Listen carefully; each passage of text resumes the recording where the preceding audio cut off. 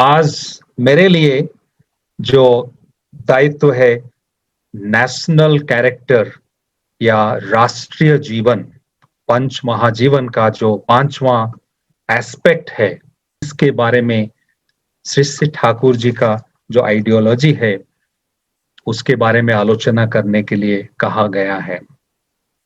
लेकिन वो जो राष्ट्रीय जीवन है, उसके बारे में बताने से पहले मैं थोड़ा आपको झलक में थोड़ा याद दिलाना चाहूंगा, क्योंकि राष्ट्रीय जीवन के बारे में आलोचना करना जो बाकी जो चार जीवन है उसको अलग रखते हुए राष्ट्रीय जीवन के बारे में आलोचना करना नामुमकिन है। श्री श्री ठाकुर जी जो पंच महाजीवन के बारे में कहा है, उसका जो मूल उद्देश्य है, उसका जो मूल एस्पेक्ट है, वो है जीवन में विस्तृति लाभ करना। श्री श्री ठाकुर जी ने कहा है, every human being, every creature, every organism has an urge to become plenty in succession. Urge to become plenty in succession. मेरा जो जीवन है, वो कैसे प्लेंटी, वो कैसे वृद्धि प्राप्त हो सकता है। इस वृद्धि का जो आकुति, जो व्याकुलता हर किसी के अंदर होता है। आत्मरक्षण, आत्म पोषण और आत्म संप्रसारण, वो जो तीन चीजें हर हर एंटिटी, हर क्रिएचर, हर सत्ता के अंदर है। और इस वृद्धि होने का जो आकुति, जो व्याकुलता, जो इच्छा, वो ही इसका प्रकाश होता है पंच महाजीवन में।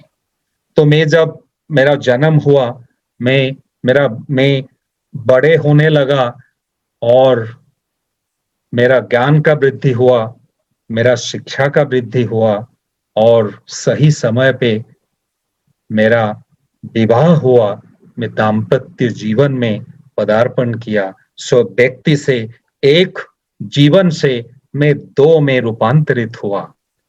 ये जो अर्ज टू बिकम प्लेंटी, सिर्फ वहां पे लेकिन समाप्ति नहीं हुआ। आकुति, इच्छा अपने ही अंदर प्रबल था। जैसे फिर इसका विकास हो सके, तो मेरा परिवार को लेके मेरा जो वृद्धि का प्रकाश मेरा परिवार के अंदर वो विकसित हुआ। और लेकिन वहां पे समाप्त नहीं हुआ। फिर कैसे आगे मैं चल सकूं। मेरा परिवार के बाहर जो परिवेश है, जो एनवायरमेंट है, जो सोसाइटी है, जो समाज है, इसमें मैं कैसे समाहित हो सकूं। उस सोसाइटी, इस समाज, इस परिवेश को लेके मैं कैसे आनंद उपभोग कर सकूं और उसमें मैं कैसे समाहित हो सकूं। इसका जो आकुति, इससे सृष्टि हुआ मेरा सामाजिक जीवन और उसके बाद है मेरा राष्ट्रीय जीवन।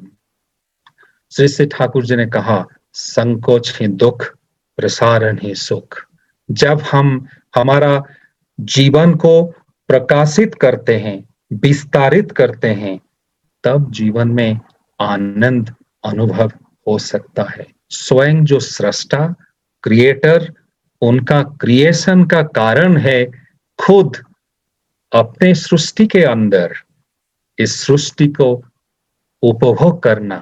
सृष्टा जब चाहते हैं खुद का जो अस्तित्व उनका अपने सृष्टि के अंदर उपभोग करना, अनुभव करना, तो सृष्टि करते हैं, एक से बहु होते हैं।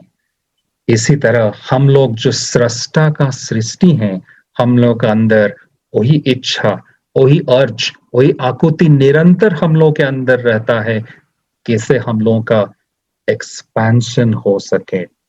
श्री श्री ठाकुर जी इसीलिए कह रहे हैं, वो जो ब्रह्म के बारे में तुम लोग इतने बात करते हो, ब्रह्म एक साधारण सा चीज है। ब्रह्म का अर्थ है वृद्धि प्राप्त होना और ब्रह्म चिंता की अर्थ है वृद्धि की चिंता करना। और इस वृद्धि का अर्ज हर किसी के अंदर है। एक छोटा सा जो बरगद का जो बीज, उसके अंदर इस urge to become plenty in succession इतना स्ट्रांगली उसके अंदर लेटेंट पोटेंशियल जैसे उसके अंदर है, और एक छोटा सा बीज एक बहुत बड़ा विशाल बैनियन ट्री बरगद में परिणत होने का संभावना उसके अंदर है। जो एक जाइगोट उसके अंदर एक सुंदर विकसित ह्यूमन बीइंग होने का संभावना उसके अंदर है। इसी तरह हम लोग के अंदर वही संभावना है। श्री श्री ठाकुर जी ने कहा, every individual is a living universe. जैसे यूनिवर्स का 5 तत्व हैं, देयर आर 5 एलिमेंट्स, और इस 5 एलिमेंट से यूनिवर्स बना है, जिसको हम बोलते हैं आग, वायु, पृथ्वी। इसी तरह 5 एलिमेंट को लेके जैसे यूनिवर्स बना है, हमारा जो शरीर, हमारा जो स्ट्रक्चर, वो भी वही 5 एलिमेंट को लेके, 5 तत्वों के लेके बना है। So every human being is a living universe. To an extent, an individual is neglected. To that extent, it betrays existence.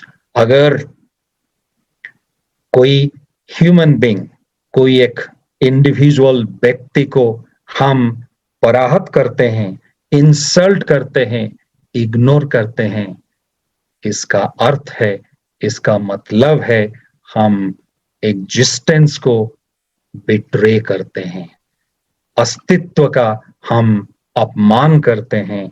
तो हम अगर किसी को दुख देते हैं, कष्ट देते हैं, हमें याद रखना होगा कि हम इस सृष्टि का जो सृष्टा है उनको दुख दे रहे हैं, उनको कष्ट दे रहे हैं। इस घोड़ा के ऊपर चाबुक का जो दाग श्री श्री ठाकुर का पीठ में देखा गया था, इसका अर्थ वही है, इस दुनिया में हर किसी का दुख कष्ट का अनुभव वो करते हैं।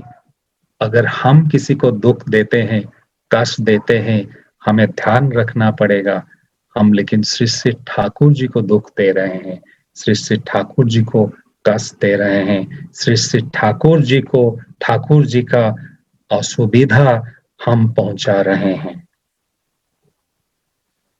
तो इस जो 5 महाजीवन है, व्यक्तिगत, दाम्पत्य, पारिवारिक, सामाजिक और राष्ट्रीय जीवन, इस जीवन में संतुलन लाना और इस जीवन में सामंजस्य लाना और इस 5 जीवन को लेके जीवन में आगे बढ़ना, वही है जीवन का सार्थकता और सौंदर्यता।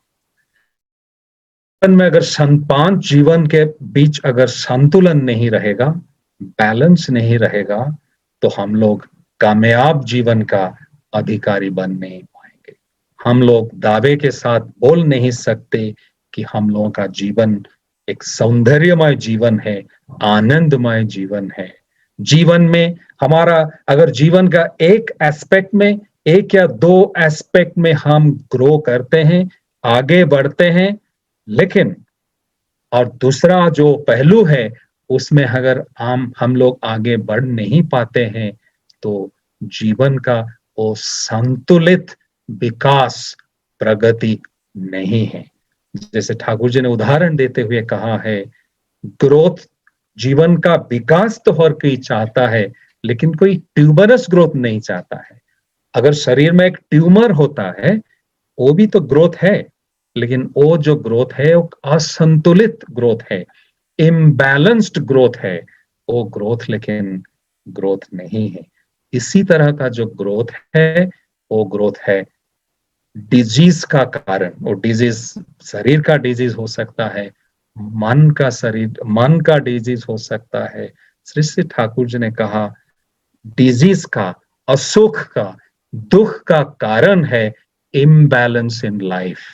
अगर लाइफ में इम्बैलेंस, अगर लाइफ में बैलेंस नहीं है, अगर इस पांच जीवन को लेके हम एक संतुलित जीवन अतिबाहित नहीं कर सकते हैं, तो इस इम्बैलेंस से सृष्टि होता है डिजीज, दुख, अशांति, चिंता, दुर्दशा के कारण। श्री श्री ठाकुर जी ने कहा डिजीज का अर्थ है ईज का अभाव। Disease means lack of ease. और जब वो इम्बैलेंस, जब जीवन से बैलेंस चला जाता है तब ईज भी चला जाता है। ईज है स्वस्ति। जब बैलेंस चला जाता है तब स्वस्ति, सुख जीवन से निकल जाता है, तब डिजीज से कबलित हम लोग होते हैं, डिजीज से हम लोग इम्पैक्टेड होते हैं। और इस ईज को जीवन में वापस लाने के लिए, इस स्वस्ति को जीवन में वापस लाने के लिए जीवन में भारसाम्य, इस बैलेंस चाहिए। और इसीलिए जीवन में चाहिए एक बैलेंसिंग फैक्टर। अगर 5 महाजीवन में हम संतुलन लाना चाहते हैं, एक आनंदमय, स्वस्तिमय, सुखमय जीवन का आकांक्षा हम लोगों के अंदर है, तो जीवन में इस बैलेंसिंग फैक्टर चाहिए। इस बैलेंसिंग फैक्टर से 5 महाजीवन में संतुलन सृष्टि हो सकता है। तो इसीलिए इस राष्ट्रीय जीवन बारे में जब हम बात करते हैं, तब इस जो 4 पहलू हैं, जो अलग 4 पहलू हैं, व्यक्तिगत, दाम्पत्य, पारिवारिक और सामाजिक, उसको छोड़ के हम राष्ट्रीय जीवन के बारे में बात नहीं कर सकते हैं। राष्ट्रीय जीवन के बारे में आगे बोलते हुए एक बात मैं कह सकता हूं। आप लोग इस स्लाइड में श्री श्री ठाकुर जी का जो मैसेज देख रहे हैं, श्री श्री ठाकुर जी कह रहे हैं state means the stay of existence, all for one and one for all. State का जो अर्थ है, श्री श्री ठाकुर जी जो शब्द का जो विज्ञानी थे, वो सुंदर शब्द संयोजना से कह रहे हैं state means the stay of existence. It's a stay of existence जो धारण करता है, इसको ही बोलते हैं स्टेट, इसको ही बोलते हैं राज्य, राष्ट्र, नेशन, कंट्री, अब जो भी कुछ बोल सकते हैं। और स्टे ऑफ एग्जिस्टेंस तब संभव होता है where all are for one and one are for all. जब जहां पे सारे हर किसी के लिए है और हर कोई सारा दुनिया के लिए है, तो वही है मेरा राष्ट्रीय जीवन। वो राष्ट्रीय जीवन जो मेरा है, श्री श्री ठाकुर जी ने कहा तुम्हारे अपने, तुम्हारे परिवार, तुम्हारा राष्ट्र, हर किसी का वर्तमान और भविष्य के लिए उत्तरदायी हो। You are responsible for yourself, for your family, for your state. You are not just responsible for yourself. एक एल्बर्ट आइंस्टाइन जो फेमस वैज्ञानिक थे, जिनको हम विज्ञान की फादर ऑफ साइंस बोलते हैं, उन्होंने अपना एक रचना में, अपना एक आर्टिकल में लिख रहे हैं, the root cause of all the miseries of mankind is man's self-centeredness. और जो आदमी का जो सेल्फ सेंटर्डनेस है, वो ही आदमी का जीवन का दुख का सब कारण है। और इस समाज का, इस मानव जाति का, इस देश का जो दुर्दशा, जो दयनीय अवस्था है, जो शोचनीय अवस्था है, इसका कारण है आदमी का सेल्फ सेंटर्डनेस। एल्बर्ट आइंस्टाइन कह रहे हैं the shirt that I'm wearing is stitched by somebody else. The food that I'm eating has been cooked by somebody else. The road I'm walking on has been built by somebody else. The house I'm living in has been constructed by somebody else. The food that I'm eating has been cooked by somebody else. But when it comes to somebody else, I run away. I run away. When it comes to others, I run away. वही मेरा दुख का कारण है। मेरा जो जीवन है दूसरों के ऊपर निर्भरशील है, डिपेंडेंट है। मैं एक कदम ही चल नहीं सकता। इस दुनिया में आने के लिए मैं डिपेंडेंट था मेरा पिता और माता के ऊपर। इस दुनिया में मैं आज जो कुछ बन सका हूं वो उनके कारण, उसका कारण है कि मैं डिपेंडेंट था मेरा माता और पिता के ऊपर, मेरा शिक्षक के ऊपर, मेरा बंधुओं के ऊपर, मेरा जो परिवेश है उसके ऊपर। और जब उनके लिए कुछ करने का वक्त आता है, समय आता है, तब मैं भाग जाता हूँ। वही ही मेरा जीवन का दुख का कारण है, वही है मानव जाति का दुख का कारण, वो है राष्ट्र का दुख का कारण। श्री श्री ठाकुर जी ने कहा, द मोमेंट यू से light, it presupposes the existence of darkness. The moment you say day, it presupposes the existence of night. The moment you say I, it presupposes the existence of others. The word I has no meaning without others. अगर others नहीं है तो मेरा जीवन का कोई मूल्य नहीं है। मैं, इसीलिए मैं मुझको मैं कह सकता हूं क्योंकि मेरे सिवा इस दुनिया में दूसरे लोग हैं, मेरा परिवेश है। श्री ठाकुर जी कह रहे हैं, the louder you say I, the louder it presupposes the existence of others. जितना चिल्ला चिल्ला के तुम कहते हो मैं, इतना जोर से तुम्हें वही उत्तर मिलता है, it presupposes the existence of others. तो हमारा जो राष्ट्रीय जीवन का, इस राष्ट्रीय जीवन का जो पतन है, इस समाज में, इस देश में, इस दुनिया में जो आज जो दुख भरा, जो शोचनीय अवस्था है, जो समस्या में हम लोग जूझ रहे हैं, इसका जो मूल कारण है वो कारण है हम लोगों का सेल्फ सेंटर्डनेस। और श्री श्री ठाकुर जी ने कहा, जब when in this country, when every individual thinks about, when every individual becomes the interest of every other individual, when every family becomes the interest of every other family, when every neighborhood becomes the interest of every other neighborhood, when every society becomes the interest of every other society, in a country where every province becomes the interest of other provinces, and in this world when every country becomes the interest of every other country, तब the सत्य युग will arrive।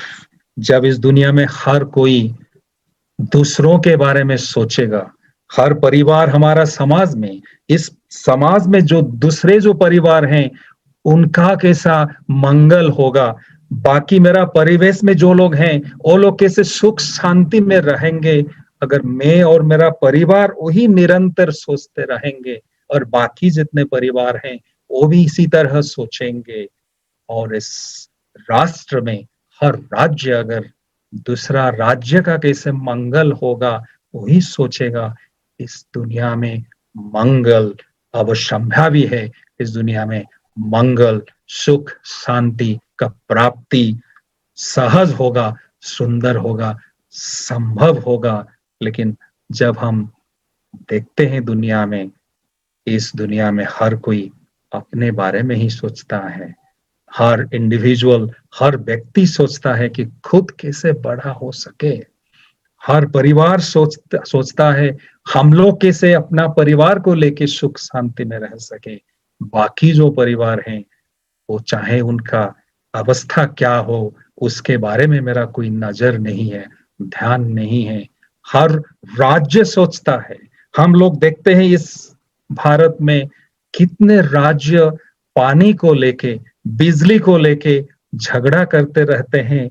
हर कोई राज्य बोलता है मुझे ज्यादा पानी मिलना चाहिए, इस जो नदी है मुझे ज्यादा शेयर मिलना चाहिए। लेकिन श्री श्री ठाकुर जी कह रहे हैं, अगर एक राज्य सोचेगा मेरा जो प्रतिवेशी राज्य है, जो नेबरिंग स्टेट है, वहां पे जो लोग रह रहे हैं उनके लिए कैसे पानी सुविधा में मिलेगा, और वो राज्य भी हमारे राज्य के बारे में इसी तरह सोचेंगे। तो हम लोग जो सत्य युग है उसके बहुत करीब हैं, उसके बारे में कोई संदेह नहीं है। तो श्री श्री ठाकुर जी का जो राष्ट्रीय जीवन, जो नेशनल लाइफ, नेशनल कैरेक्टर, उसका जो फाउंडेशन है वो है inter इंटरेस्टेडनेस. When everybody is interested in everybody else, and everybody thinks about the interest of everybody else, वो संभव होगा. इस जो प्रेम के बारे में हम लोग आलोचना कर रहे थे, वो जो प्रेम का सही स्वरूप है वो है निष्काम प्रेम, लविंग विदाउट एक्सपेक्टेशन. एक भाई प्रश्न पूछ रहे थे, ट्रू लव क्या है? ट्रू लव वही है जहां पे मैं प्यार करता हूं, प्रेम करता हूं without expectation, because love is not give and take. Love is only giving. Love is not mutual. It is only giving. Only giving. When I love my wife, I must love her without expectations. When the wife loves her husband, she must love him without expectations. When I love my parents, I must love them without expectations. When I love my friends, I must love them without expectations. When I love my supreme ideal, when I love Sri Sri Thakur, I must love him without expectations, without desires, without wants. The only desire is to fulfill him, is to fulfill him, is to serve him, is to admire him, is to do everything that I can do to make him feel good. जो जयश्री माँ ने कह रहे थे, भालोबासा का meaning है भालोते बास करा, thinking about the welfare, the goodness, the interest of others. And वो राष्ट्रीय जो जीवन है, जो नेशनल कैरेक्टर है, जो नेशनल लाइफ है, उसका फाउंडेशन है वही प्रेम, इंटर इंटरेस्टेडनेस. और इंटर इंटरेस्टेड जब तक नहीं रहेगा तब तक हम लोग इस दुनिया में सुख, शांति, आनंद में रहना मुश्किल होगा, शायद संभव हो नहीं पाएगा. श्री श्री ठाकुर जी कह रहे हैं, श्री श्री ठाकुर जी के पास एक राजनीतिक पार्टी का कुछ लोग, जो कि पाबना शहर में कुछ पॉलिटिकल मीटिंग था, उस पॉलिटिकल मीटिंग अटेंड करने के लिए वो पॉलिटिकल लीडर्स पाबना शहर आए थे. उन लोगों का जो सभा समाप्त होने के बाद 2 दिन के बाद श्री श्री ठाकुर जी के बारे में उन लोगों ने सुना था, और श्री श्री ठाकुर जी को दर्शन करने के लिए, श्री श्री ठाकुर जी के साथ कुछ आलाप करने के लिए, आलोचना करने के लिए पाबना आश्रम में उन लोगों ने पहुंचा, और श्री श्री ठाकुर जी के साथ उनका कथोपकथन, आलोचना शुरू हुआ. और श्री श्री ठाकुर जी ने उन लोगों से कहा, आप लोग 2 दिन पहले पाबना शहर आए हैं, और 2 दिन पहले आप लोग यहीं पे आते तो और कितना आनंद मुझे मिलता, आप लोगों से और थोड़ा ज्यादा और थोड़ा लंबा बात करने का अवसर मुझे प्राप्त होता. इस राजनीतिक जो पॉलिटिकल लीडर्स लोग आए थे, उन लोगों ने कहा कि ठाकुर, हम लोग तो चाहते थे ऐसा करना, लेकिन जो हम लोग बहुत एक बेस्ट कार्यक्रम के अंदर यहीं पे आए हैं, मौका नहीं मिला. इस सभा समाप्त होने के बाद आपका दर्शन के लिए हम लोग इधर आए हैं, और हम लोग का कुछ सवाल आपके लिए है. श्री श्री ठाकुर जी ने कहा उनसे, आप मुझे पूछिए, आपका क्या पूछना है. इस जो राजनीतिक पॉलिटिकल लीडर्स लोग श्री श्री ठाकुर जी के पास आए थे, उन लोगों के बीच एक जो सज्जन थे, उन्होंने श्री श्री ठाकुर जी से पूछा, श्री श्री ठाकुर, इस भारतवर्ष में अब एक दुर्दिन का समय है, हम लोग पराधीन है, ब्रिटिश राजतंत्र हम लोग के ऊपर शासन कर रहे हैं. महात्मा गांधी, कांग्रेस के जो नेतृवर्ग हैं, वो स्वाधीनता की संग्राम कर रहे हैं, पॉलिटिकल लिबर्टी, पॉलिटिकल फ्रीडम पाने के लिए. और श्री श्री ठाकुर, आपका वो जो आंदोलन है, इस जो आंदोलन, आपका आंदोलन जो धर्म का आंदोलन है, इस धर्म का आंदोलन में जो आप दीक्षा के बारे में कह रहे हैं, जीवन में गुरु ग्रहण कार्य के बारे में कह रहे हैं, ठाकुर, इस इससे द्वारा किस देश का कोई फायदा होगा? इसके द्वारा किस देश स्वाधीन हो पाएगा? इसके द्वारा हम लोग की पराधीन जीवन से मुक्त हो पाएंगे? ठाकुर, आप क्या नहीं समझते हैं कि जो पहला जो काम है, जो सबसे जरूरी काम है, हमारा देश को स्वाधीन करना, आप क्या नहीं सोचते हैं वो सबसे जरूरी काम वही है? आप लोग इस धर्म के बारे में बोल रहे हैं, दीक्षा के बारे में बोल रहे हैं, गुरु के बारे में बोल रहे हैं। हमें नहीं लगता कि इससे देश का ज्यादा लाभ होगा, देश स्वाधीन हो पाएगा। श्री श्री ठाकुर जी अत्यंत संभ्रम भाव से, विनय विनीत भाव से उनसे प्रश्न किया, आप जो कह रहे हैं मैं इसमें समझ रहा हूं, लेकिन मुझे आप थोड़ा बताइए, हम लोग आज जो पराधीन हैं, इस पराधीन का कारण क्या है, उसका वजह क्या है? इस राजनीतिक नेता ने कहा, ठाकुर, हम लोग पराधीन इसीलिए हैं क्योंकि जो ब्रिटिश साम्राज्यवादी उन लोगों ने चक्रांत किए हैं, उन लोगों का कंस्पिरेसी के वजह से हम लोग पराधीन हुए हैं। श्री ठाकुर जी ने कहा, उन लोग अगर चक्रांत किए, हम लोग इस चक्रांत का शिकार क्यों हुए? राजनीतिक नेता ने कहा, ठाकुर, हम लोग के अंदर यूनिटी नहीं था, हम लोग यूनाइटेड नहीं थे, हम लोग स्वार्थी हो गए थे, अपना अपना स्वार्थ देख रहे थे। जैसे ठाकुर जी ने उनको कहा, हम लोग क्यों स्वार्थी हो गए थे? हम लोग के अंदर इस ऐक्य भाव का अभाव क्यों था? इस राजनीतिक नेता ने कहा, हमारा जातीय चरित्र, नेशनल कैरेक्टर दुर्बल हो गया था, रुग्ण हो गया था। से ठाकुर जी ने कहा, दादा, वही तो मैं करने के लिए कोशिश कर रहा हूं। अगर आप जड़ से पानी नहीं देते हुए गछ का, पेड़ का जो डाल और जो पत्ता है, जो शाखा प्रशाखा, वहां पे पानी देंगे, को क्या कुछ फायदा होगा दादा? मैं जो हमारा पराधीन होने का जो मूल कारण है, इस कारण के ऊपर मैं काम कर रहा हूं। हमारा जातीय चरित्र, नेशनल कैरेक्टर वो दुर्बल हो गया है। इस जातीय चरित्र वो है हर व्यक्ति का चरित्र का समूह प्रकाश। अगर हर व्यक्ति इस भारतवर्ष में एक दृढ़, एक सुंदर, एक बलिष्ठ चरित्र का अधिकारी हो पाएगा, इस देश के लिए हम लोगों को चिंता करने का जरूरत नहीं होगा। हमें चाहिए इस जातीय चरित्र, इस नेशनल कैरेक्टर को रीबिल्ड करना, और उसका इस काम को करने का एकमात्र उपाय है जीवन में जीवंत आदर्श को ग्रहण करते हुए, जीवन के अंदर, व्यक्ति चरित्र के अंदर जो स्वार्थी होने का जो जो जो प्रवृत्ति है, अब उनके अंदर जो कॉम्प्लेक्सेस हैं, जो पैशंस हैं, जिस कॉम्प्लेक्सेस के लिए, जिस वृत्ति प्रवृत्ति के लिए, जिस अपना सेल्फिश इंटरेस्ट के लिए, जिस सेंस प्लेजर्स के लिए हम लोग भाग रहे हैं, उससे वापस लेते हुए एक हायर आइडियल के तरफ, एक उच्चतर आदर्श के तरफ हर व्यक्ति को ले जाना ही है मेरा मिशन। वो संभव होगा जब इस समाज में धर्म स्थापित होगा, धर्म जब जब जब एस्टैब्लिश्ड होगा, तभी वो संभव हो पाएगा।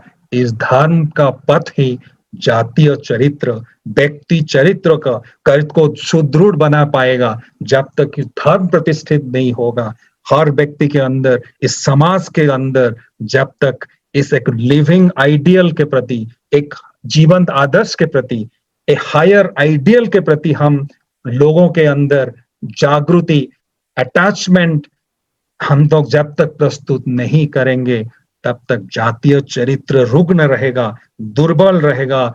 हम शायद पराधीन से स्वाधीन हो सकते हैं, लेकिन फिर दोबारा पराधीन होने के लिए ज्यादा समय नहीं लगेगा। वही था श्री श्री ठाकुर जी का मैसेज उन लोगों के लिए। श्री श्री ठाकुर जी ने कहा, एक व्यक्ति को हम अगर बोलते हैं, कि तुम्हारा जीवन का जो शैली है, तुम पिछले 30-35 साल से जो जिस तरह का जीवन तुम बिता रहे हो, कल से उसको चेंज परिवर्तित करके एक दूसरे किस्म का जीवन शुरू करो। इस व्यक्ति के लिए नामुमकिन जैसा हो जाएगा। जिस चलनी से वो अभ्यस्त है, जिस पद्धति से वो अभ्यस्त है, उसको परिवर्तन करना बहुत ही मुश्किल है। और अपना जो जो अभ्यास, जो एक्सपीरियंस, जो हैबिट्स, उसको चेंज करना मुश्किल है।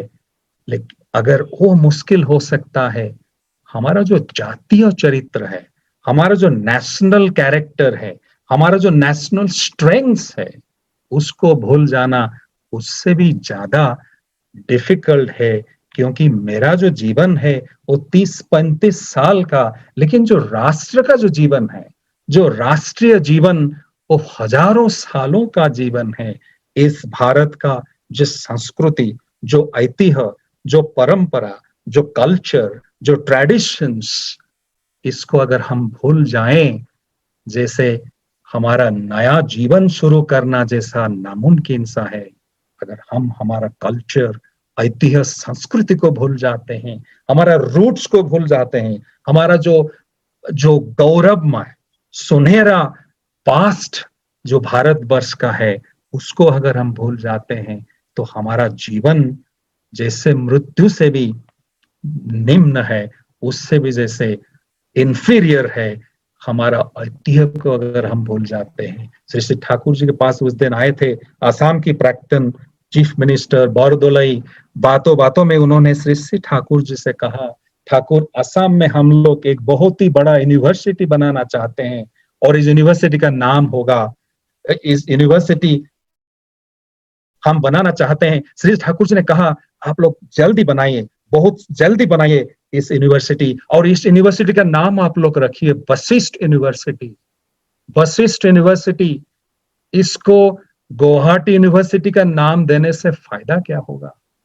ऐसा कुछ नाम दीजिए जहां से हमारा पुराना संस्कृति, हमारा ऐतिह्य हमारे अंदर जैसे पुनर्बार जागरूक हो सके, जागृत हो सके।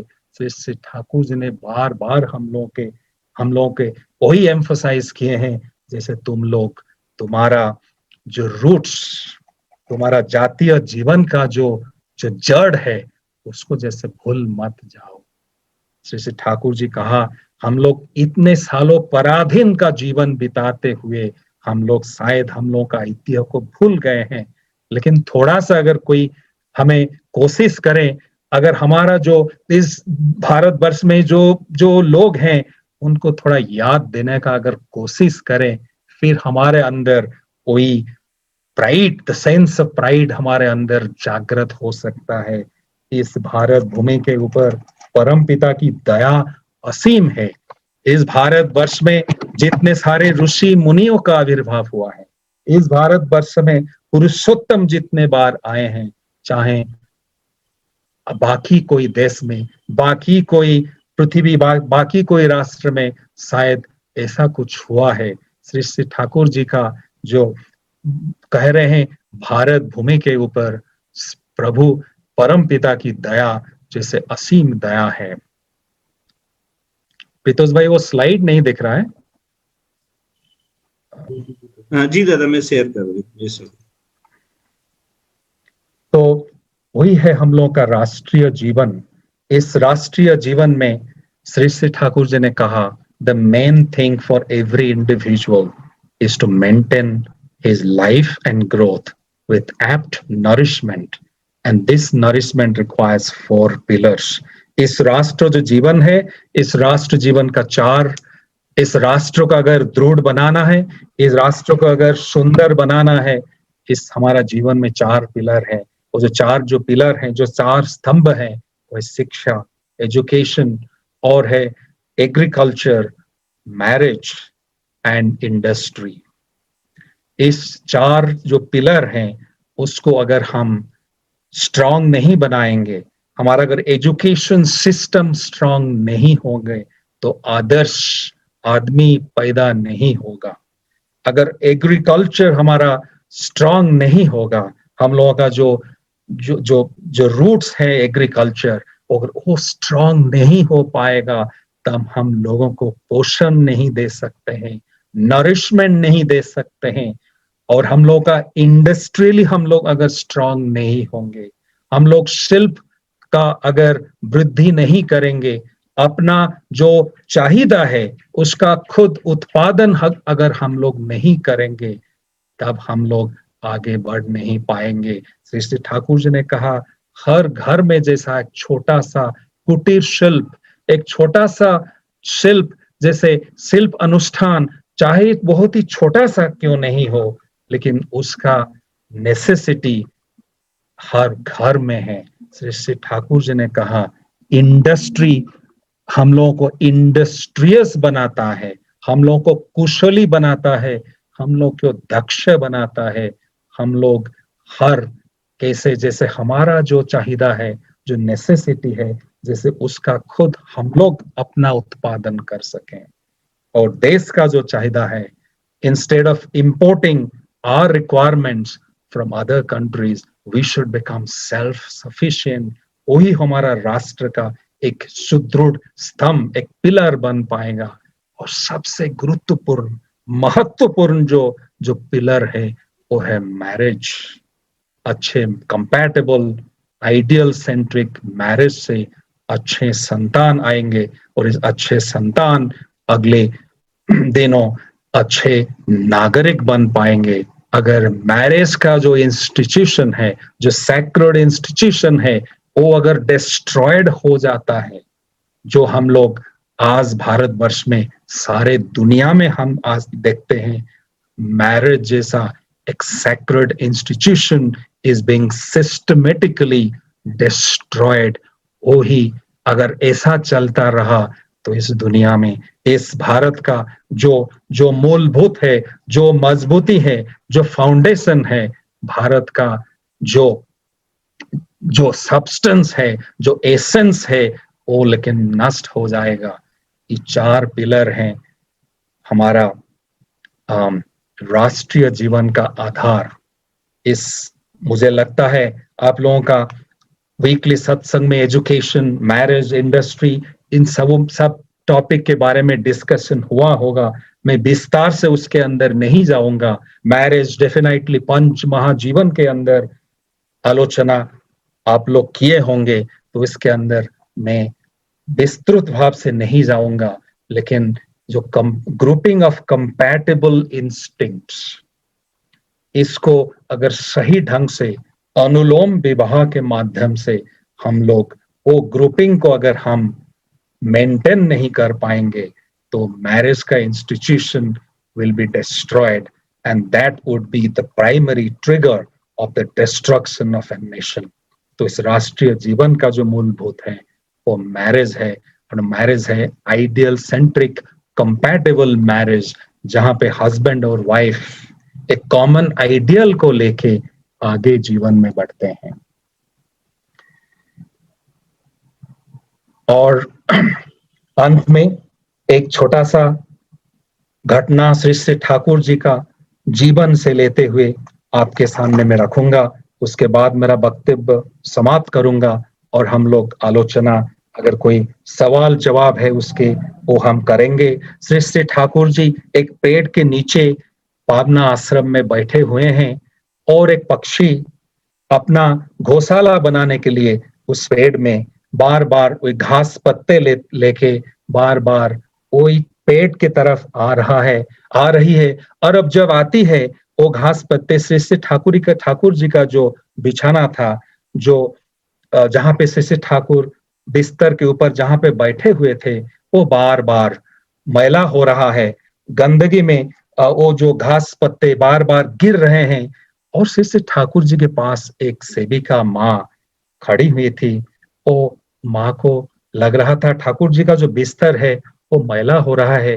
वो बार बार चेष्टा कर रही थी वो पक्षी को भगाने के लिए, लेकिन वो पक्षी भागने के लिए तैयार नहीं थी। उसको अपना घोंसला, अपना जो घर बनाना है उस पेड़ में।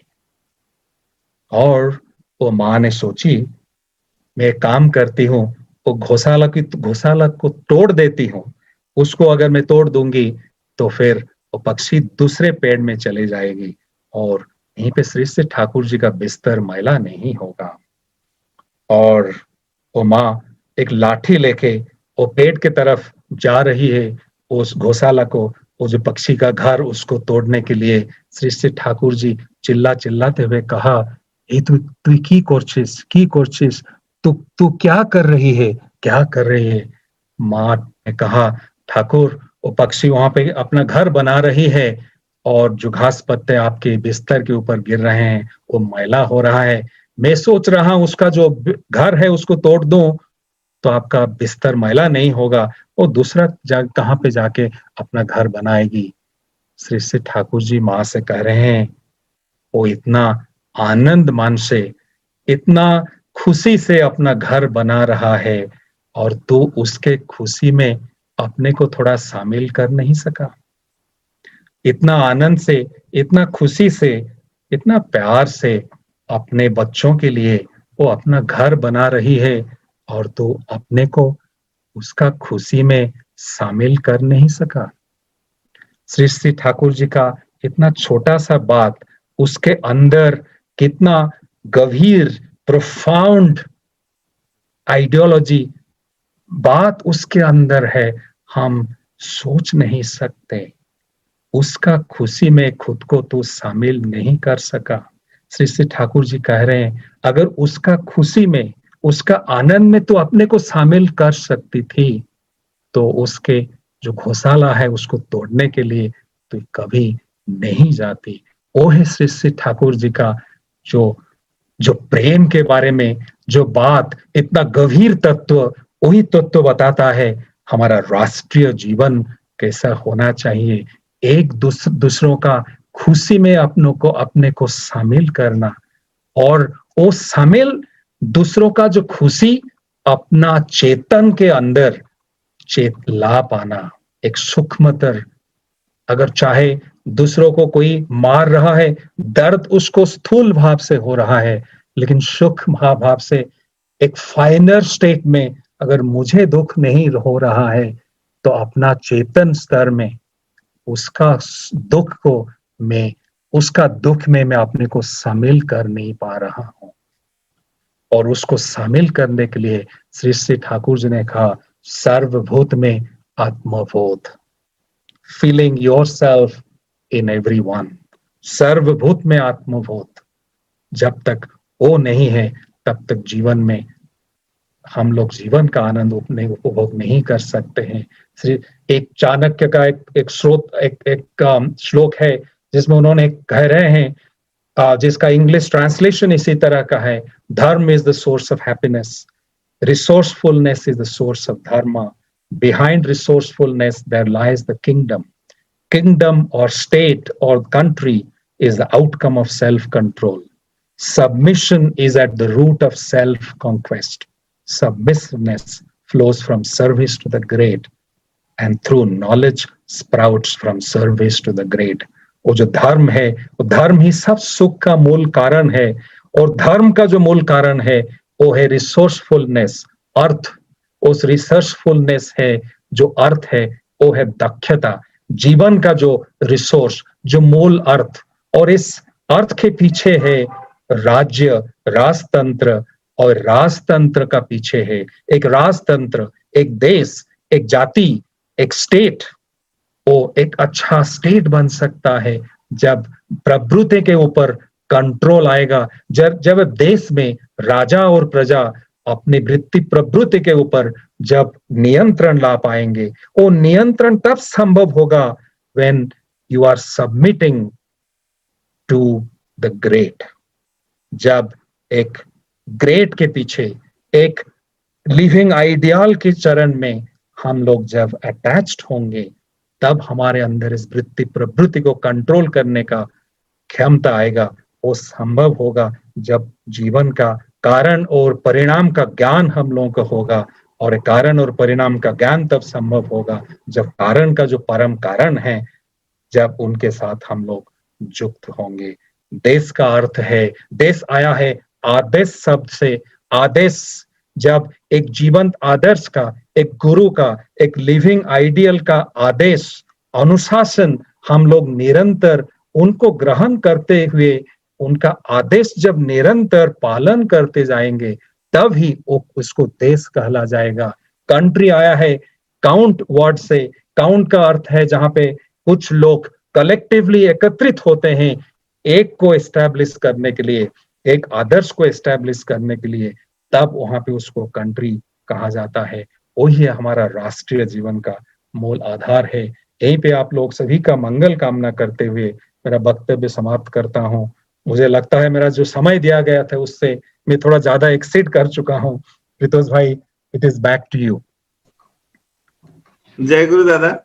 नहीं, बहुत अच्छा लगा। टाइम तो एक्सीड हुआ, बट इतना अच्छा सेशन था और आपने इतना क्रिस्टल क्लियरली इसको समझाया। तो अभी मैं समय ना गवाते हुए अपने प्रीतिश भाई को बोलता हूँ क्वेश्चन आंसर सेशन जो है उसको थोड़ा लीड करें, और जितने भी क्वेश्चन है दादा आप कोशिश कीजिएगा हमको थोड़ा उसके ऊपर आलोकपात करने के लिए। श्योर। प्रीतिश भाई। जय जय गुरु भाई। जय गुरु। जय गुरु। जय गुरु दादा। जय गुरु दादा। आपने बहुत अच्छा हमें बताया। लाइक अगर हम एक लाइन में समराइज कर सकते हैं, अगर कोशिश कर सकते हैं, तो elevating from self centredness to ideal centricness, ये एलिवेशन ही सारी चीज का सोल्यूशन है, अगर हम कह सकते हैं। आपने बहुत अच्छे से हमें समझाया। तो हम लोग क्वेश्चन आंसर के सेशन में चलेंगे।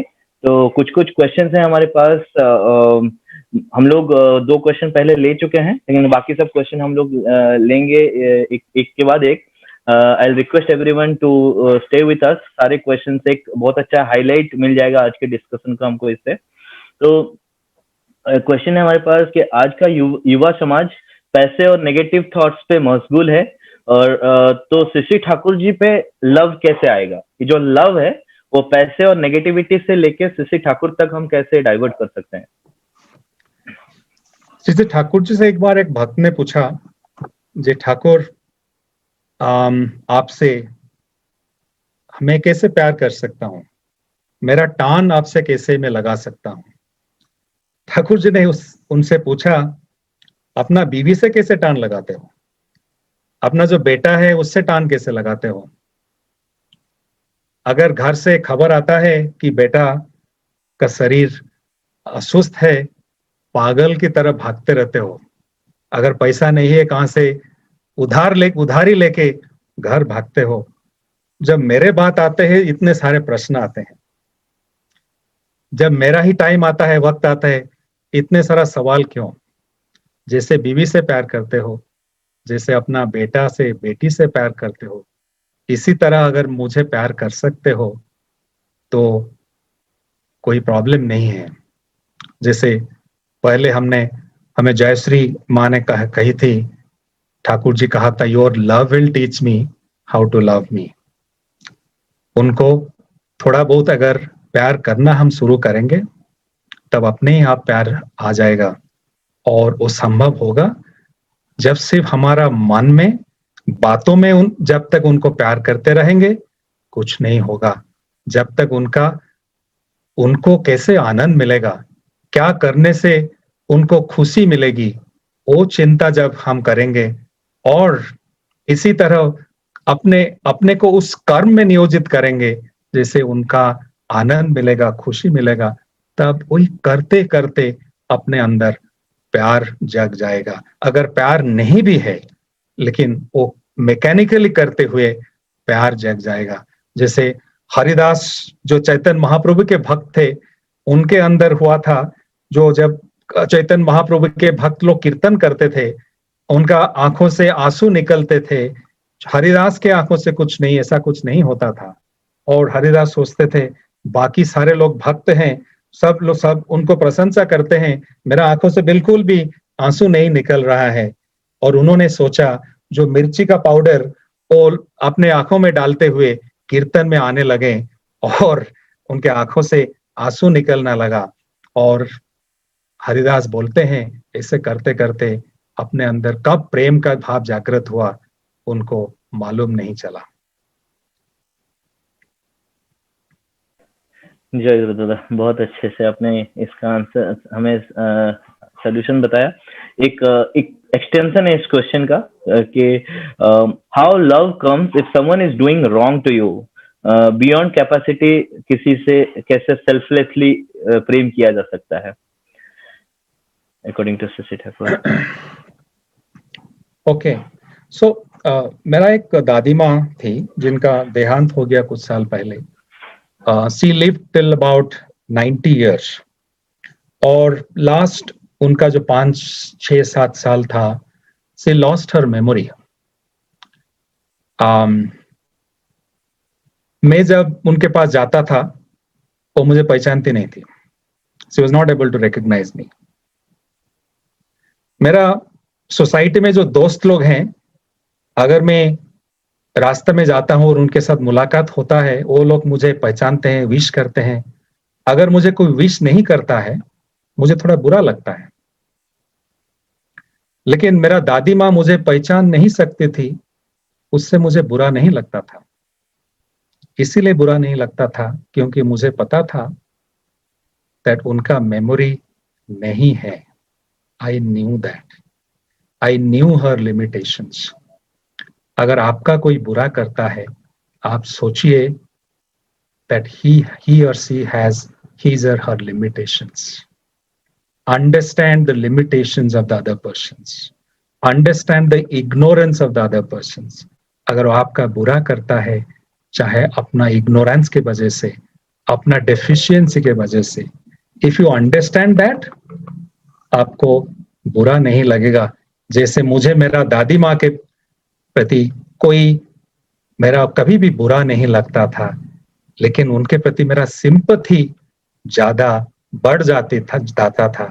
इसी तरह empathize with the person who is doing wrong to you. उसके बारे में अगर आपका फिर आलोचना करना है, हम ऑफलाइन और भी ज्यादा बातचीत कर सकते हैं। I know there are more questions. जी दादा, बहुत अच्छा एग्जाम्प्लिफिकेशन था ये। इतना अच्छा एग्जाम्पल आपने दिया, इससे अच्छा क्लैरिफिकेशन शायद ना मिल सके।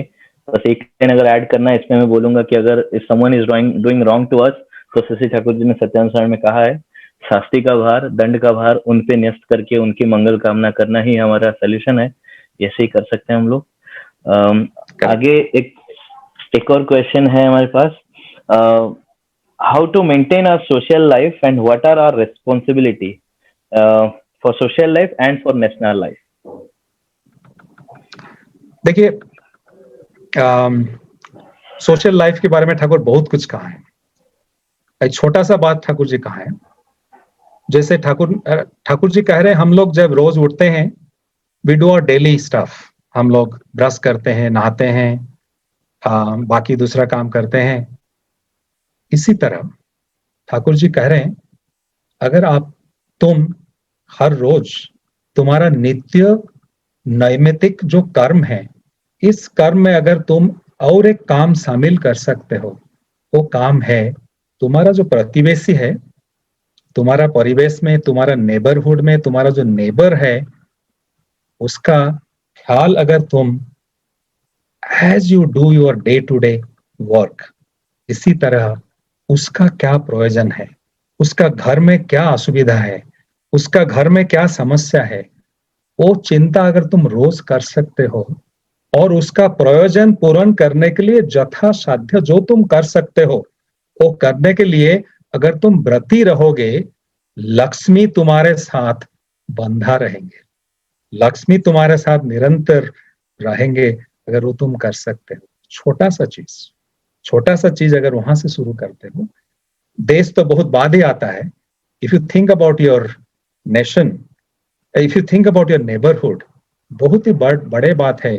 विज्ञान हमने सिखा है जो मून में, चंद्रमा में कैसा जो वहां पे सॉइल है, उसका नेचर क्या है, उसका कलर क्या है, उसका कैरेक्टरिस्टिक्स क्या है, लेकिन उसके मतलब क्या है। अगर मेरा नेबर प्रतिवेशी, उसका घर में खाने के लिए खाना नहीं है, उसके घर में स्वामी स्त्री का झगड़ा रोज हो रहा है, उसका खबर मेरा नहीं है। अगर चंद्रमा का जो सॉइल है, उसका कलर क्या है, कैरेक्टरिस्टिक्स क्या है, उसके बारे में जानकारी होगा तो फायदा कुछ नहीं है। तो सोशल लाइफ को अच्छी तरह से स्टार्ट करने का वो तरीका यही है, स्टार्ट विथ योर नेबरहुड। जैसे जीसस क्राइस्ट ने कहा, लव योर नेबर, वहां से शुरू करो और उनका जो प्रयोजन उसको पूर्ण करने के लिए नित्य निरंतर कोशिश करते रहना, यथासाध्य जो तुम कर सकोगे। बहुत अच्छा दादा। बस मैं एक लाइन इसमें एक्सटेंड करना चाहूंगा कि श्री ठाकुर जी ने अपने अभय वाणी में कहा है कि मरो नहीं, मारो नहीं, हो सके तो मृत्यु को अवलुप्त करो। मृत्यु का मतलब है लैक ऑफ जीवन और बुद्धि। लाइक अगर ये इस चीज को हम लोग कंटिन्यूटी रख सकते हैं, जैसे आपने बहुत अच्छे से कहा, starting from neighbour to extending to our neighbourhood, यही हमारी सोशल रेस्पॉन्सिबिलिटी बन जाती है। नेक्स्ट क्वेश्चन है, today in the new normal, there are innumerable opportunities presented to us that can contribute to the nation's growth. However, this is merging professional, family, social, and national boundaries, resulting in stress. How do we bring in balance as per Shashi Thakur? How do you bring balance as per Shashi Thakur? Okay. तो balance तब संभव होगा जब ठाकुर जी ने एक बार कहा, जो कुछ लोग हैं जो समाज का सेवा करते हैं, देश का सेवा करते हैं, लेकिन प्रभु के प्रति जो उच्च है उनके प्रति उनका प्यार नहीं है, लगाव नहीं है, लेकिन वो बोलते हैं समाज की सेवा करना ही ईश्वर का सेवा। श्री ठाकुर जी ने कहा, जो समाज का उच्च है, जो क्रिएशन का क्रिएटर है, उनको छोड़ के तुम समाज का सेवा क्या करोगे? अगर उनके प्रति विमुख होके तुम समाज का सेवा करने के लिए निकल पड़ते हो, वो तुम्हारा आत्म प्रतिष्ठा के सिवा और कुछ नहीं है। तो प्रभु का, समाज का सेवा, देश का सेवा, राष्ट्र का सेवा शुरू होता है तब when you are thinking about the creation, first you have to think about the creator. इस क्रिएटर के प्रति, इस परम पिता के प्रति, और उनका जो लिविंग एम्बॉडीमेंट है, जो जीवंत आदर्श, हमारे जो गुरु आराध्य, उनके प्रति लगाव से शुरू होता है परिवार, समाज और राष्ट्र का मंगल कामना के लिए आगे बढ़ना। और वो संभव होगा जब उनके प्रति लगाव होगा। उनके प्रति जब लगाव होगा, उनके अंदर, हमारे अंदर दक्षता बढ़ेगी, हमारे अंदर कौशलता बढ़ेगी, हमारे अंदर बुद्धि बढ़ेगी, और इससे हम क्या कर सकते हैं हम खुद बता नहीं सकते। ठाकुर जी ने कहा, when you go beyond the layer of fatigue, आप अभी जो भाई ने प्रश्न किए हैं वो बोलते हैं इतने सारे चीज हम कैसे करेंगे, it will bring more stress। और ठाकुर जी कह रहे हैं when you go beyond the layer of fatigue, उस लेयर का तो जब क्रॉस कर जाओगे तुम क्या कर पाओगे तुम खुद ही सोच नहीं सकते। बाकी लोग तुम्हें देख के बोलेंगे कैसे कर रहा है, कैसे कर पा रहा है। आप लोग सत्संगी लोग, हम लोग जब देखते हैं, हम लोग कितने सुंदर भाव से अपना नौकरी का काम करते हैं, घर का काम करते हैं, सत्संग रोज 2-2, 3-3 सत्संग होता है, उसका हम अटेंड करते हैं। जो उपजना केंद्र में जुड़े हैं उसका काम भी करते हैं। हमारा पड़ोसन में पड़ोसी में जो लोग असुविधा में, उनके बात चिंता करते हैं, और उस सब करने के अंदर हमारा दक्षता वृद्धि होता है। और जो भाई वो प्रश्न किए हैं, ठाकुर जी ने एक बात कहा, वो संघात से हमारा शक्ति का वृद्धि होता है।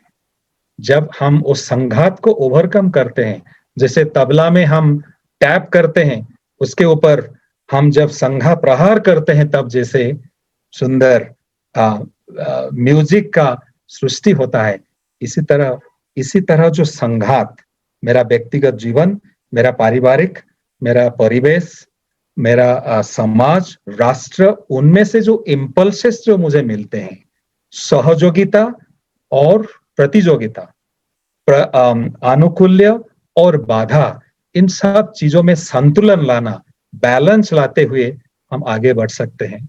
और उस सब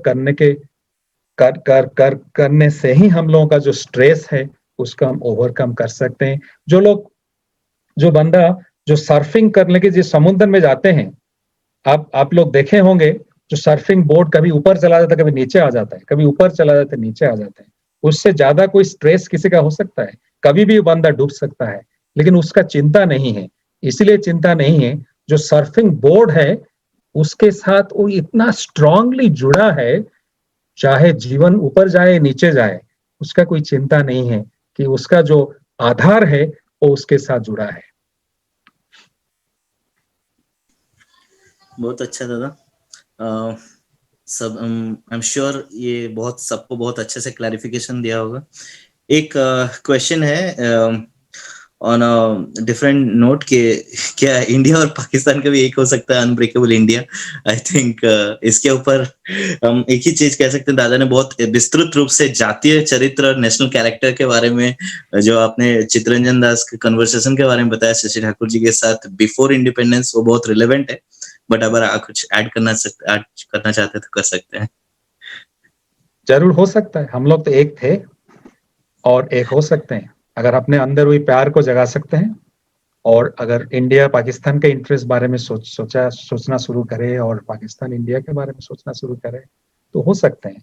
और जिस धर्म के आधार पे इस दो देश बने हैं, हिंदू और मुस्लिम, तब श्री ठाकुर जी ने कहा था, जब महात्मा गांधी ने आके श्री ठाकुर जी से पूछा था हिंदू और मुस्लिम उनके अंदर कैसे कोलैबोरेशन, संगति कैसे पैदा हो सके, श्री ठाकुर जी ने कहा अगर हर हिंदू अच्छा हिंदू बन पाए, हर मुस्लिम अगर अच्छा मुस्लिम बन पाए, तो हिंदू मुस्लिम एकता और ऐक्य के लिए आपको सोचना नहीं पड़ेगा, क्योंकि जो हमारा जो आधार है वो है कैसे अच्छा बन पाना। अगर हो हम ऐसे बन पाए, अगर अच्छा बनने का अगर आधार है दूसरा का भला चिंता करना, तो झगड़ा कहां से होगा? वो हो सकता है आपको थोड़ा इम्प्रैक्टिकल लग सकता है, मैं जो बोल रहा हूं आपको थ्योरी या कंसेप्चुअल लग सकता है, लेकिन जो सत्य है वो सत्य है। बहुत डीप दादा। तो हमारे पास एक और अच्छा क्वेरी आया है। We often forget our national duties and responsibilities according to Shashi Thakur, what should we do to achieve his idea of national growth? ये एक पार्ट है क्वेश्चन का, दूसरे पार्ट में हम जाएंगे। So what should we do to achieve his idea of national growth? What we should do to achieve his idea of national growth according to Shashi Thakur. Okay. So Shri Thakur ji, आपने तो प्रश्न के अंदर उत्तर ही दे दिया। आपने कहा हम लोग भूल जाते हैं, तो अगर भूल जाते हैं, अगर हमें मेरा ज्ञान है कि मैं भूल जाता हूं, तो मुझे याद रखना चाहिए। ठाकुर जी ने जो कहा राष्ट्र के बारे में जो करना है, मुझे वो काम करना शुरू करना चाहिए। मुझे सोचना है कि मेरा परिवेश, मेरा समाज और मेरा देश के लिए मैं दायी हूँ, मैं उत्तरदायी हूँ, तो मुझे जो करना है मुझे करना पड़ेगा। अगर वो उसको करने के लिए सबसे बड़ा जो संपद है वो संपद है प्रेम, जिसके बारे में हमका डिस्कशन शुरू में हुआ था। और वो प्रेम अगर मेरे पास है, अगर राष्ट्र का जो फाइनेंशियल पॉलिसी क्या होगा, इंडस्ट्रियल पॉलिसी क्या होगा, वो तो बहुत दूर की बात है। अगर मेरा छोटे बातों से मैं अगर शुरू कर सकता हूं, अगर तो वो संभव हो पाएगा। वो संभव होगा तब संभव होगा जब हम हर किसी के अंदर इष्ट केंद्रिकता और आइडियल सेंट्रिसिटी जागृत कर पाएंगे। अगर एक देश में हर नागरिक एक को लेके एक के तरफ आगे बढ़ते हैं, तो इस देश का प्रगति तो होगा ही। तो श्री ठाकुर जी ने कहा, जितने ज्यादा लोगों को तुम इस बचना और बढ़ने का जो पथ है, इस पथ पे तुम ला सकोगे, उतना ही देश का मंगल हो पाएगा। और अगर व्यक्तिगत जीवन का मंगल होगा, व्यक्ति का मंगल होगा, तो परिवार का, समाज का, राष्ट्र का मंगल होगा ही। और इस पथ में लाने का जो रास्ता है वो है दीक्षा। अगर मैं मेरा परिवेष्टिनी में मेरा जो प्रतिवेशी है, मेरा ऑफिस का जो कोलीग है, उसको मैं अगर श्री ठाकुर जी का पथ में ला सकता हूँ, उसका जीवन में अगर प्रगति ला सकता हूँ, अगर हम लोग हर कोई 3.5 करोड़ गुरु भाई हम लोग हैं, अगर हम लोग हर कोई एक आदमी को श्री ठाकुर जी का सत मंत्र में दीक्षित करने का कोशिश कर पाए, तो और 3 करोड़ लोग श्री ठाकुर जी के पथ में आ पाएंगे। अगर वो श्री ठाकुर जी का पथ में आएंगे और श्री ठाकुर जी का बताए हुए पथ में चलेंगे, तो उनका मंगल होगा, राष्ट्र का मंगल होगा। जी दादा, मैं अगर आपके सेक्शन से एक छोटा सा चीज को रिएट्रेट कर सकूं, जैसे आपने पिलर्स ऑफ लाइफ के बारे में बताया था, और मैं कल एक डिस्कशन में भी सुन रहा था, शिक्षा, दीक्षा, विवाह, कृषि और कुटीर शिल्प, ये सब शिव ठाकुर जी के आइडियोलॉजी के हिसाब से नेशनल ग्रोथ में कंट्रीब्यूशन कर सकते हैं। एक सेकंड पार्ट इस क्वेश्चन का, India has been blessed with sadhus and gurus, but still why are we still not at par with our western counterparts? Yeah, so that's a good question. We are not on par with Western counterparts in a materialistic way, but the rich spirituality of India still remains very strong. तो लेकिन श्री ठाकुर जी ने कहा, जैसे अभी प्रीतिश भाई ने कहा, धर्म का जो व्यापकता है वो सिर्फ एक अच्छा जीवन, सुंदर जीवन बिताना नहीं है। धर्म के अंदर सब कुछ है, धर्म अर्थ काम मोक्ष, उसके अंदर कृषि है, शिल्प है, एजुकेशन है, सब कुछ है। तो अगर हमें एक अच्छा आदर्श राष्ट्र बनना होगा तो हम हर चीजों में हम लोगों को आगे बढ़ना पड़ेगा, आगे जाना पड़ेगा। तो हम लोग इस जो भारतवर्ष में ऋषि मुनियों का कोई अभाव नहीं है, लेकिन जो ऋषि हैं, जो मुनि हैं, जो साधु हैं, श्री ठाकुर जी ने कहा साधु का अर्थ है त्यागी, प्रेमी। तो अगर हम लोग हर कोई साधु, त्यागी और प्रेमी बन पाए और हम लोग अपने प्रेम और त्याग की वजह से हमारा परिवेश और परिवेष्टिनी को हम लोग प्रभावित कर सकें, तो हम भी आगे डेफिनेटली जरूर आगे जा सकते हैं। हमारा जो वेरी रिच कल्चर है, जो स्ट्रॉन्ग स्पिरिचुअल ट्रेडिशन है, हम बार बार उसको भूल जाते हैं। जब भूल जाते हैं तब हम फिर पीछे चले जाते हैं। हमारे अंदर इतना रिच कल्चर है, रिच ट्रेडिशन है, बट हम लोग भूल जाते हैं। श्री ठाकुर जी वही बात हमें दोहराने के लिए उनको कहा था उस दिन, जो आसाम के सीएम थे, आप जो यूनिवर्सिटी बना रहे हैं उसका नाम वशिष्ठ यूनिवर्सिटी रखिए, क्योंकि हमारा जो रिच कल्चर उसके साथ हम जैसे जुड़ पाए। तो we have lost our self confidence, we have forgotten our roots, we have forgotten that we used to rule this world at one point in time. इसको हमें दोबारा रिवाइव करना पड़ेगा। और सिर्फ ज्यादातर साधु मुनि, तथाकथित so called rishis, saints will not be able to do that. Bharatvarsh में हर व्यक्ति एक साधु बन सकता है, एक ऋषि जैसे बन सकता है। श्री ठाकुर जी ने कहा मुझे एक संसार की सन्यासी चाहिए, जंगल की सन्यासी नहीं है।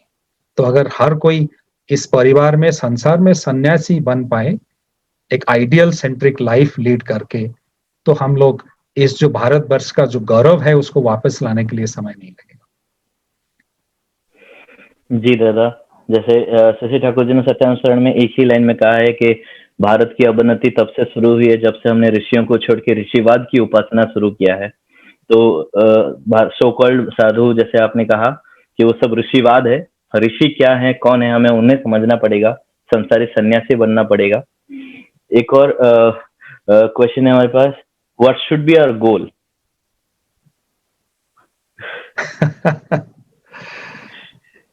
That's a good question, and Thakur ji उसके बारे में बहुत कुछ कहे, विस्तार से कहे हैं।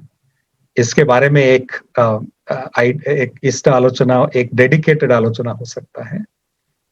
फिलोसॉफिकली अगर हम बात करते हैं तो जीवन का उद्देश्य एक है, और इस जीवन का उद्देश्य है ईश्वर प्राप्ति। श्री ठाकुर जी से एक बार एक भक्त ने पूछा था, परमात्मा और जीवात्मा, उसके दोनों के बीच फर्क क्या है? श्री ठाकुर जी ने कहा समुद्र देखे हो? उन्होंने कहा हाँ ठाकुर मैंने देखा है। ठाकुर जी ने कहा जो समुद्र है, जो सागर है, वो है परमात्मा। उसके ऊपर जो ढेउ उठता है वो देखे हो? भक्त ने कहा हाँ। ठाकुर जी ने कहा जो ढेउ है वो है जीवात्मा, वो परमात्मा से निकलती है, परमात्मा से फिर मिल जाती है। वही है हमारा जीवन। उनसे सृष्टि हुआ है, उनसे फिर मिल जाना ही हमारा जीवन का उद्देश्य है। लेकिन हम कभी कभी भूल जाते हैं कि हम उनसे सृष्टि हुए हैं और उनको पाना ही जीवन का उद्देश्य है। अगर आप लोग बैंगलोर से दिल्ली निकल पड़े हो ट्रेन में, आपका जीवन, आपका यात्रा का उद्देश्य क्या है? दिल्ली पहुंचना। रास्ते पे कोई ट्रेन कहाँ पे रुकती है, आप उतरते हो, पानी खरीद लेते हो, कोई स्नैक्स खरीद लेते हो, कोई न्यूज़पेपर स्टॉल से मैगजीन ले लेते हो, वो क्या आपका जीवन का उद्देश्य है? आपका यात्रा का उद्देश्य है? वो सफर का उद्देश्य नहीं है। सफर का उद्देश्य है दिल्ली पहुंचना। लेकिन आप वो सब करते हो। आप जब भूख लगती है पैंट्री कार में चले जाते हो, कुछ खाना खरीद लेते हो, वो क्या आपका सफर का उद्देश्य है? नहीं, लेकिन फिर भी आप करते हो। आपके जो सहयात्री है उनसे बातचीत करते हो, वही क्या आपका सफर का उद्देश्य है? नहीं, आपका सफर का उद्देश्य है दिल्ली पहुंचना, लेकिन आप लोगों से बात भी करते हो। तो हमारा जीवन ऐसा है। जीवन में हम नौकरी करते हैं, परिवार बसाते हैं, दोस्त से मिलते हैं, बहुत कोई बिजनेस करते हैं, सब कुछ सही ढंग से करते हैं। जब ट्रेन में कोई सहयात्री से बात करते, झगड़ा नहीं करते हैं, सही ढंग से बात करते हैं। जब पानी खरीदते हैं, वो दुकानदार को सही मूल्य देते हैं, सब कुछ सही ढंग से करते हैं।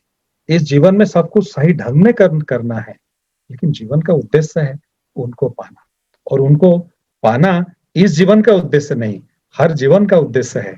बार बार जो उनको पाना जिसका जीवन का लक्ष्य है, वो चाहता है बार बार इस जीवन को प्राप्ति करना, जैसे इस जीवन में उनको उपभोग कर सके। लेकिन वही बेवकूफ है जो सोचता है कि मैं बेवकूफ होगा अगर मैं सोचता हूं विप्रो का मैं ग्लोबल हेड टैलेंट ट्रांसफॉर्मेशन हूं, मैं तो सबसे बड़ा बेवकूफ भी होगा। वो तो मेरा जीवन का उद्देश्य नहीं है। वो काम को सही ढंग से मुझे करना है, लेकिन मेरा जीवन का उद्देश्य है श्री श्री ठाकुर जी को पाना। जो नाटक में जो रोल भूमिका अभिनय करता है, कोई पागल का भूमिका करता है, कोई राजा का भूमिका करता है, लेकिन हर किसी को मालूम रहता है कलाकार को, ना वो पागल है ना वो राजा है।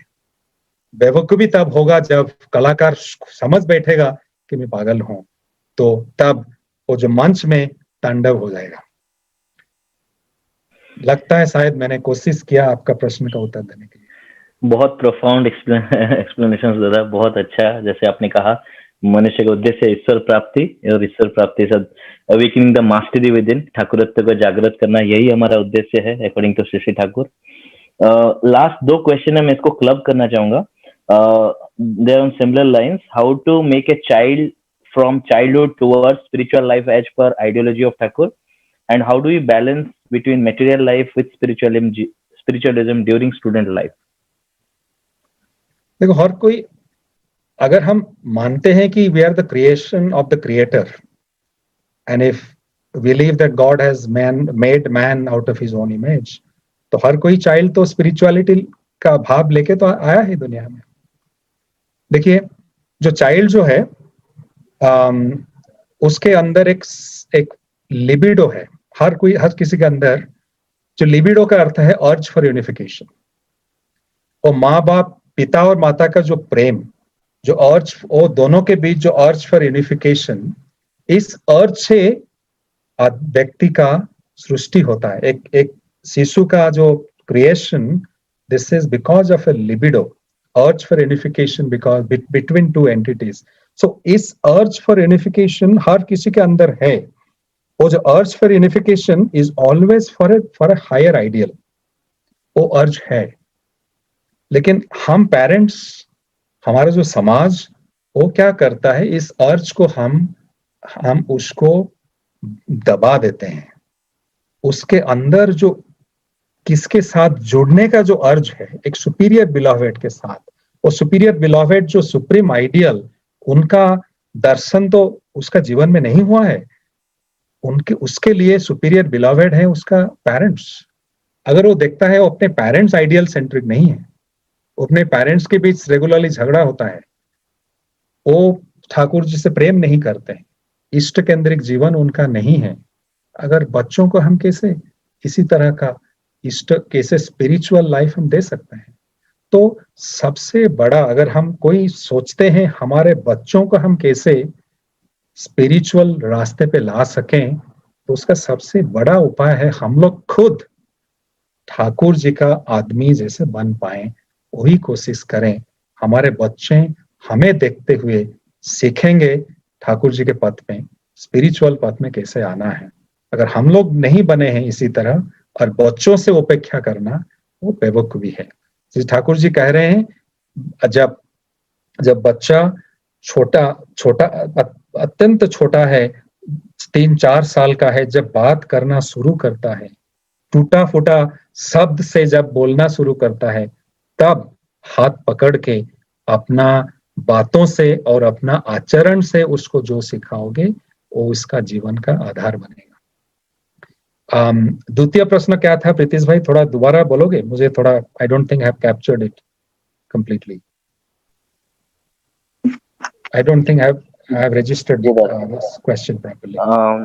जी दादा, दूसरा पार्ट था, how do we make keep a balance between materialistic life during our student life? I mean materialism and spiritualism during our student life. देखो, बैलेंस करने का जरूरत क्या है? मेटेरियल लाइफ और स्पिरिचुअल लाइफ कोई तो अलग चीज नहीं है। मेटेरियल लाइफ क्या है? मेटेरियल लाइफ है जागतिक लाइफ, जगत जो हम देखते हैं उसको बोलते हैं जगत। वो जगत के पीछे जो है वो है स्पिरिट। आप समझ रहे हो? जो देख नहीं पा रहे हैं वो जो देख रहे हैं उसका कारण है। The spiritual life is the cause of material life, spirit is the cause of matter. Shri ji Thakur ji ने कहा spirit and matter are two stages of the same continuum, क्योंकि अलग अलग चीज नहीं है। तो मटेरियल लाइफ में स्पिरिचुअल लाइफ हम अच्छी तरह से जी सकते हैं। स्पिरिचुअल लाइफ में हम मैटर को भी अनुभव कर सकते हैं।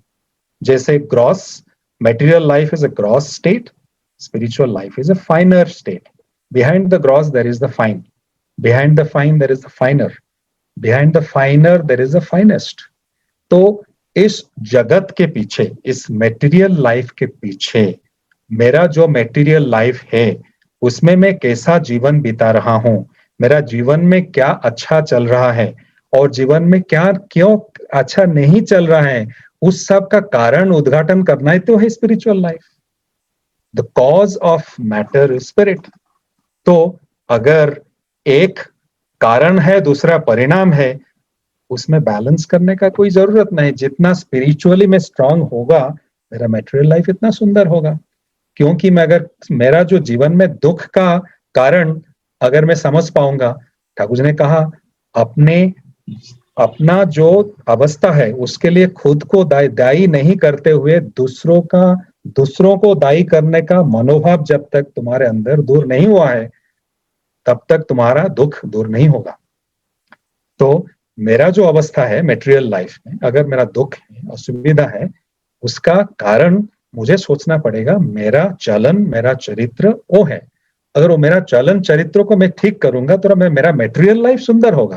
और मटेरियल लाइफ सुंदर करने के लिए मेरा चलन चरित्र और मेरा जो अभी अवस्था है इसका कारण क्या है वो पता चलेगा जब मैं मेरा अवस्था का जो पीछे जो है जो कारण उसको जब मैं समझूंगा, तब समझूंगा जब मैं स्पिरिचुअलिटी अडॉप्ट करूंगा। श्री ठाकुर ने कहा the ideas and activities that lead man to the cause is spiritualism.